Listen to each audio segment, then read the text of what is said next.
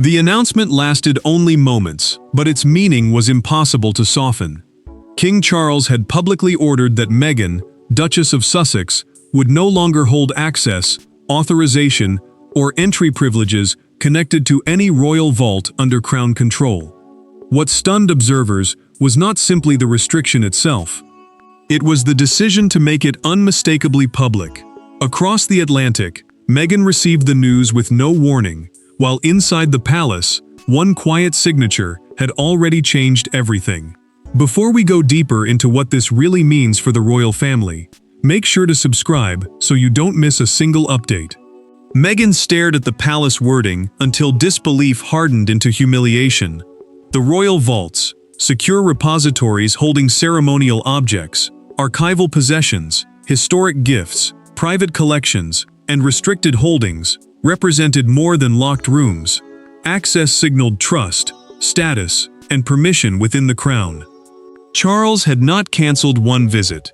The king had ordered her name removed from every authorization list connected to vaults under his control. She read the statement again on her phone, searching for hidden qualification. None appeared. Meghan placed it face down and looked toward Prince Harry. "You knew nothing about this?" she asked. Harry hesitated. His silence answered her. The Duke felt anger rising, but beneath it sat something colder. His father had chosen a public method that left no space for private bargaining before the world formed its judgment. Charles had already faced pressure inside Buckingham Palace to soften the wording. The palace, the monarch's principal London residence and administrative center, was where family tension could become official policy. A senior aide suggested language making the restriction sound temporary. Charles refused. The monarch insisted no one should mistake the instruction for a pause, review, or warning. It was final, and he wanted that finality understood. Then, the most damaging detail emerged. The order was broader than Meghan first assumed. It did not apply to one collection, one residence, or one category of object. It ended her recognized access across royal vault, covered by the king's authority, closing old permissions that might survive through ambiguity. Harry stopped thinking like an angry husband. He thought like a son, who knew his father rarely made sweeping decisions without a deeper reason. That realization changed everything. Meghan was no longer asking why Charles had closed the doors. Harry was asking what had happened before the announcement to make the king believe every door had to close at once. Something had pushed the monarch from quiet correction into public finality. As Harry searched for that reason, the story moved away from locked vaults and toward the people whose loyalties had become impossible to separate. Behind the security lists and palace language are three people carrying very different versions of the same family fracture. Meghan sees the decision as public rejection. Harry sees it as another boundary drawn against the life he chose. Charles sees something more dangerous. A private family dispute colliding with responsibilities he believes belong to the crown. And once those interpretations meet, the vault controversy stops being about access and becomes a test of trust. Meghan felt the wound was not the loss of access itself. She remained connected to the royal family through Prince Harry, but stepping away from senior royal duties had placed her outside the operational structure surrounding the monarch. Senior royal duties are the public responsibilities carried out on behalf of the sovereign. Family connection could remain personal, while permissions, briefings, and household authority disappeared. She told Harry privately that the public statement hurt more than the closed vaults. Meghan believed Charles had not simply removed a privilege, he had allowed the world to witness it. Harry moved toward the window and pressed both hands against the sill. He warned that confronting his father immediately could make everything worse. She answered that doing nothing would make the humiliation permanent. Charles sat alone after the announcement and removed his glasses. The king was not celebrating. He believed affection could no longer decide institutional boundaries. Harry was still his son, yet the Duke no longer operated inside the monarchy's daily system of permissions, briefings, and household authority. For Charles, that gap had become impossible to ignore, even if enforcing it wounded those closest to him. Camilla entered after the room emptied and noticed one briefing folder beside Charles. A briefing folder is a collection of official notes used to inform royal decisions. The Queen Consort asked whether Harry had been warned before the announcement. Charles did not defend himself. "No," he said. Camilla looked at him again, and the monarch's exhaustion made clear that the silence had been deliberate. William learned through a private household briefing that the revised authorization lists had already taken effect before the public statement was released. The prince understood the significance. No relative, advisor, or last-minute appeal could interrupt the decision once it became known. He also understood that his father had planned for resistance.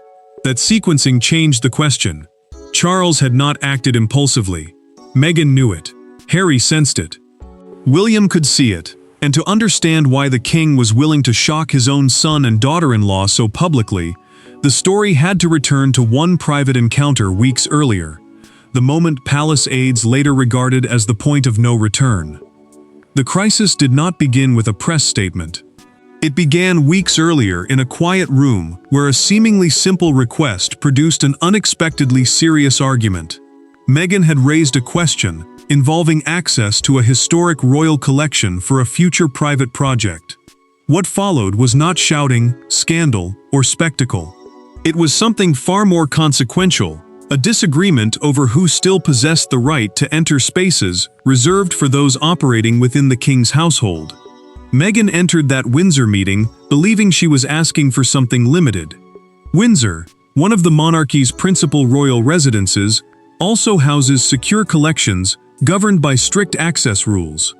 She wanted to inspect selected historic pieces for background material connected to a future heritage-focused production. Older permissions had never been fully reconciled with newer security protocols after she and Harry stepped away, while palace staff were reviewing outdated authorization lists. A senior household official answered carefully. Any such visit would now require direct sovereign authorization. Sovereign authorization simply means personal approval from the reigning monarch. Meghan paused, asking why a permission once treated as family courtesy had suddenly become a matter for the king himself. The official repeated that previous arrangements could no longer be assumed. Her question had touched the uncertainty the review was designed to expose. Harry reacted immediately.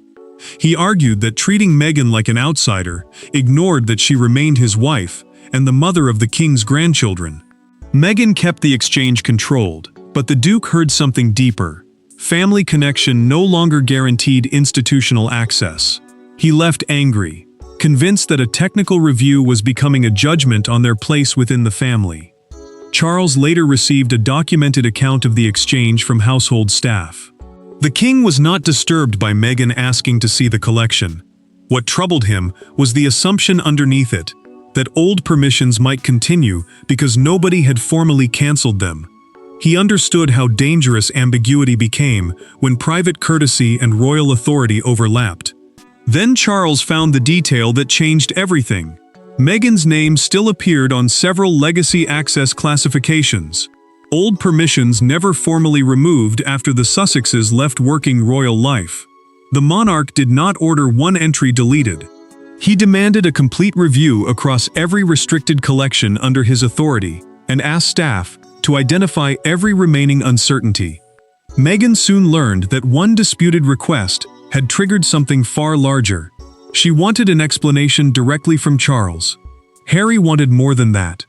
He decided his father would have to answer face to face. What began as an administrative question was now personal. And when Harry finally confronted the king, years of unresolved anger entered the room with him. The most explosive moment happens away from cameras, advisors, and carefully drafted statements. Harry enters the room wanting one answer. Why did his father have to make Meghan's exclusion public? Charles has his own question waiting. Why should privileges linked to working royal responsibility survive when the responsibility itself has been surrendered? Neither man raises his voice immediately. That makes the encounter more dangerous, because every carefully controlled sentence carries years of resentment neither has forgotten. Harry had rejected the idea of settling everything through secretaries.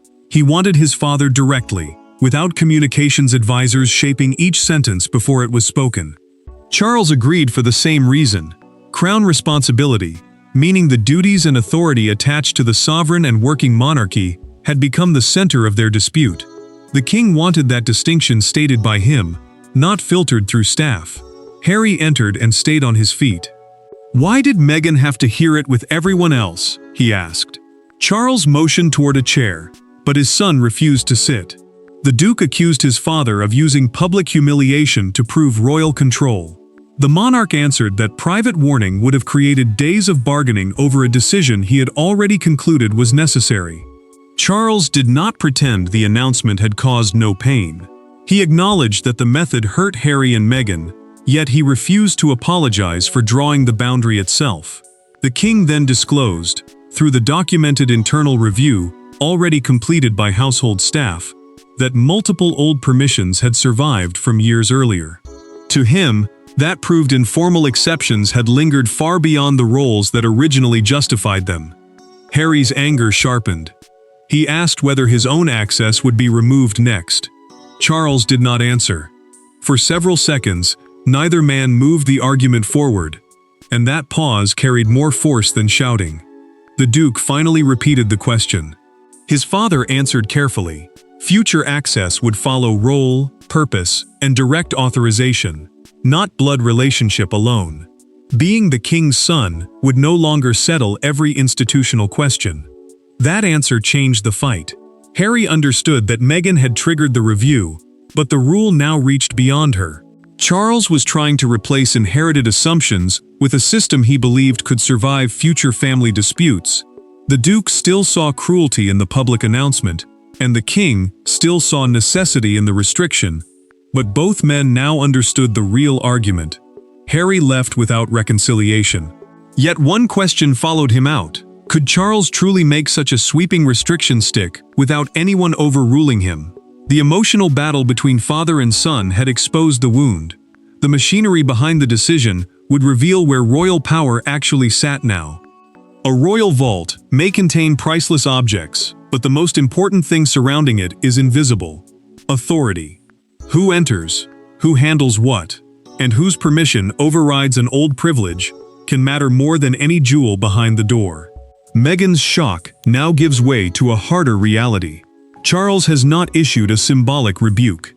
He has instructed the household to restructure access around present responsibility, making the king's decision far harder to challenge than Harry hoped. William studied the revised policy with visible unease. Different royal collections could sit under different ownership or custodial arrangements, meaning different people or offices might be responsible for protecting them, but entry to crown-controlled secure areas still depended on authorization and household security. The prince understood the distinction immediately. This order was about access, not ownership, and Meghan was not being accused of losing or taking personal property. Charles watched his son read every line. The king placed his pen beside the final security sheet and said, "Then the boundary must be clear enough that no one mistakes it for temporary anger." William did not answer at once. He supported clearer rules, but he warned that making the change publicly risked turning an administrative correction into something the family would experience as punishment. William then asked the question Harry had been desperate to answer. Had Meghan ever been accused of misusing access? Charles said no. The monarch made the distinction carefully. There was no accusation of theft, misconduct, or improper handling. The decision concerned present status and future certainty. That answer made the situation more painful, because Harry had no single charge to challenge, no allegation to disprove, and no obvious path to reversal. Charles pushed the policy further.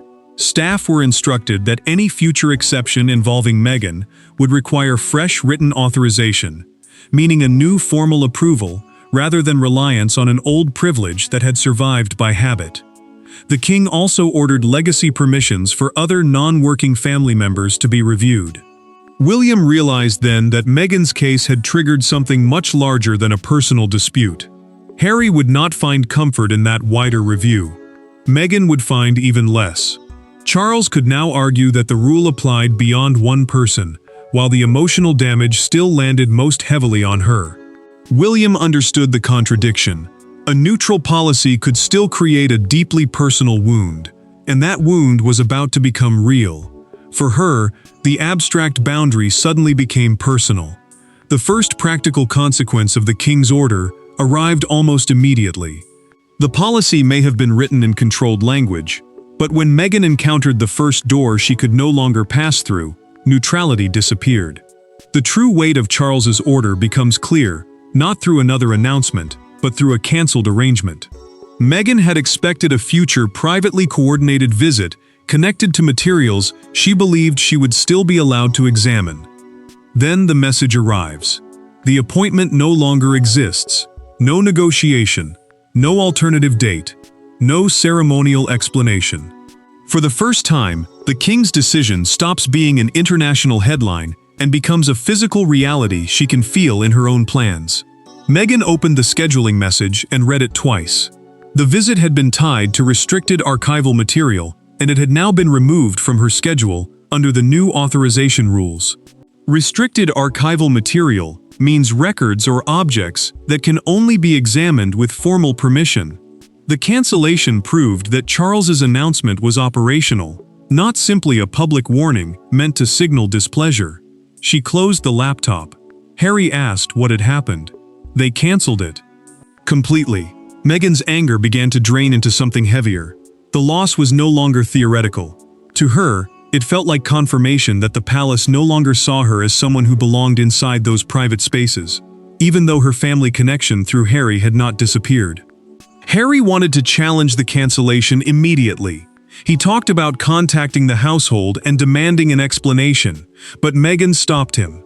She would not beg for access after Charles had chosen to withdraw it publicly. The Duke understood the pride behind her answer, yet he also heard the hurt. Fighting could make the rejection louder. Silence could make it feel final. Then another message sharpened the meaning. A family invitation to a royal residence, the note explained, would not automatically restore vault access. Family hospitality and institutional privilege had been deliberately separated. Meghan understood what the king had built, a boundary that allowed personal contact while denying automatic access to protected royal spaces. It left room for reconciliation without requiring Charles to reverse the order. Catherine heard about the cancelled visit through a family conversation and understood the danger. She told William that the dispute had moved beyond security procedure and into something capable of damaging relationships permanently. The princess repeated the point carefully. A policy could be technically clear and still leave emotional wreckage behind. William listened differently after that. Instead of preparing another argument about rules, the prince decided to speak to his father about cost. He wanted to know whether the monarchy could defend its boundaries without destroying what remained of the family. And when William finally faced Charles without officials, paperwork, or protocol between them, the king's certainty would be tested in an entirely different way. For days, every conversation has been about authorization, precedent, security, and royal responsibility.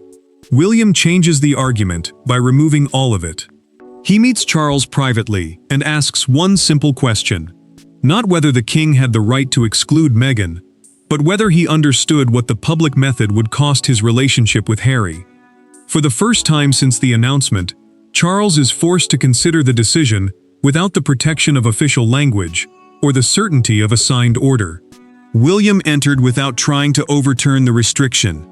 He accepted that working royal responsibilities could not survive after someone stepped away from official duties. Working royal responsibilities are public functions carried out on behalf of the sovereign through the monarchy's formal structure. But the prince separated that principle from something more personal, making Meghan's loss of access public before Harry had been prepared for it. William waited until the room was quiet. No aides remained, and no secretaries stood nearby. If nobody outside this family ever knew about it, would you still have made the same decision? He asked. Charles looked down. Yes. The king believed the boundary itself was necessary, even if the method had caused damage. William told him necessity did not erase pain. The prince said the policy might be defensible while still feeling like rejection to Harry. Charles admitted he knew his younger son would hear it that way. Then the monarch disclosed his deeper fear. Unresolved legacy privileges could survive long enough to become William's problem after succession, forcing the future king to enforce boundaries that should have been clarified earlier. Charles explained that succession, the transfer of the crown from one sovereign to the next, had shaped his thinking. He wanted William to inherit fewer gray areas and fewer family courtesies mistaken for rights. The king had made the restriction explicit because he refused to leave his eldest son an ambiguity that could explode later. William did not ask to reverse the order. Instead, he asked Charles to speak to Harry as a father. The prince argued that Meghan could lose institutional privilege without being treated as expelled from the family. That distinction reached the king. Charles chose not to dictate a statement. He wrote a note himself, telling Harry that the boundary would remain, but family belonging had not been cancelled with it. That was the first real shift. Charles had not surrendered authority, and William had not challenged it. But before Harry could receive the message, the public had already turned the vault decision into something larger. Outside the palace, one brutal headline was about to erase every careful distinction they had just fought to preserve. By morning, the dispute is no longer confined to royal residences or private phone calls. It is on breakfast television, newspaper covers, social feeds, and outside palace gates. Some see Charles drawing a necessary boundary around crown property. Others see a father using royal power against his son's wife. But among thousands of arguments, one image captures the entire controversy. Meghan's photograph beside a massive steel vault door, beneath a headline, reducing years of family fracture to 3 brutal words. The headline lands like a verdict: locked out. A London newspaper carries Meghan's photograph beside a sealed vault, and presenters hold copies up during a morning broadcast. Palace communications, meaning official explanations of royal decisions, stress that the restriction concerns authorization and access, not her title, marriage, belongings, or family status. The distinction is clear. Public reaction is not. Outside Buckingham Palace, tourists and royal watchers gather near the gates as television crews repeat Charles's announcement. Some argue the king has finally drawn a necessary line around crown property. Others say he has turned a private family fracture into public punishment. The debate moves because the issue now feels larger than Meghan. It raises a harder question about whether royal privilege should follow blood, duty, or both. Harry watches one broadcast in silence. The presenter calls the decision a permanent royal exclusion. He reaches for the remote and switches the television off before Meghan can answer. The Duke is furious at the phrase, because it collapses every distinction his father tried to make. Meghan feels the same sting, but she refuses to issue an angry public rebuttal. She knows one emotional response could turn the dispute into a prolonged institutional war. Then Harry receives Charles's private message. The king makes one point unmistakable: the restriction will stand, but it was never meant to sever Meghan or their children from the family. Harry reads the note twice. He does not forgive the public handling, and he does not pretend the damage has vanished, but for the first time, he understands what his father has been trying to separate: personal belonging from institutional privilege. That distinction does not heal everything. It does, however, change the shape of the conflict. Meghan can remain family without recovering automatic vault access. Harry can remain Charles's son while rejecting the way the decision was announced. And the king can defend the boundary without claiming the relationship itself is over. As the headlines fade, all three face the harder test. Meghan, Harry, and Charles must decide what they will deeply accept when nobody is watching, because the final verdict will not come from a newspaper front page. It will come from them. There is no last-minute reversal, no dramatic reopening of a palace door. Charles does not restore Meghan's permissions, and Meghan does not ask him to. Instead, the conflict ends with something quieter and more permanent. Everyone finally understands what the decision means. The king has chosen to separate royal access from family connection. Meghan has chosen not to fight for privileges she believes were withdrawn to make a point. And Harry must accept that neither side will completely surrender. Charles confirms privately that the restriction remains in force. Existing permissions stay cancelled, and any future entrance to restricted royal collections will require specific new authorization. That means fresh, direct approval, rather than reliance on old access that survived from an earlier role. The king also extends the wider review across outdated permissions elsewhere, turning Meghan's case into the trigger for a clearer system, instead of leaving it as a punishment aimed at one person. Meghan receives Charles's personal clarification through Harry and reads every line without interrupting him. When she finishes, she folds the page once and sets it beside her. Then we know where we stand. There is no anger in the sentence now. She decides she will not campaign publicly to have the privilege restored. By refusing to beg for entry, Meghan takes back control over what the decision can mean for her future. Harry remains hurt by the way his father made the announcement. The Duke does not excuse the humiliation, but he finally accepts the distinction Charles has insisted upon. Losing institutional access is not the same as losing his place as a son. That difference does not erase the damage. It simply gives the relationship a boundary both men can finally name. Charles hears through a private family message that Meghan will not challenge the order. The monarch shows neither triumph nor relief. He understands that enforcing the crown's boundary has cost him closeness, even if he still believes the decision was necessary. William sees the lasting consequence too. The prince recognizes that future royal privileges will now be tied more tightly to active role and responsibility, reducing the gray territory that caused this confrontation. That is the final verdict. Meghan remains part of the family through Harry, but automatic access to the protected world of working royalty is over. Charles wins clarity but sacrifices warmth. Meghan loses access but refuses dependence. Harry loses the hope that blood alone can preserve former privilege. The vault doors stay closed because family belonging and crown privilege are no longer the same thing at all. Thanks for watching. Please don't forget to like and subscribe, and we will see you in next one.